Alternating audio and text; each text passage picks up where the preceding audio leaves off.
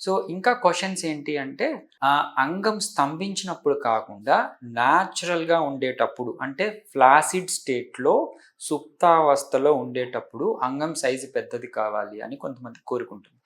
Usually flaccid స్టేట్‌లో అంగం స్తంభించకుండా ఉండనప్పుడు సుప్తావస్థలో ఉన్నప్పుడు అది ఒక యూరిన్ పైప్ లాగా మాత్రమే పనిచేస్తుంది. సో, ఆ హైట్ గాని సర్కమ్స్టెరెన్స్ అంటే ఆ చుట్టుకొలత కానీ ఉపయోగపడదు.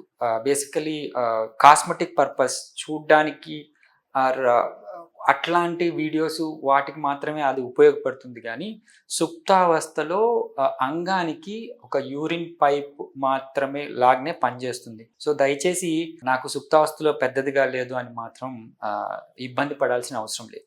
అండ్ ఎరెక్టైల్ స్టేట్‌లో అంగం పెద్దదైనప్పుడు అంటే అంగానికి రక్త ప్రసరణ ఇంప్రూవ్ అయినప్పుడు అది స్టేబుల్‌గా ఉండి ఇంటర్‌కోర్స్‌కి కానీ, సో సెక్షువల్ యాక్ట్‌కి కానీ, శృంగారానికి కానీ ఉపయోగపడుతుంది.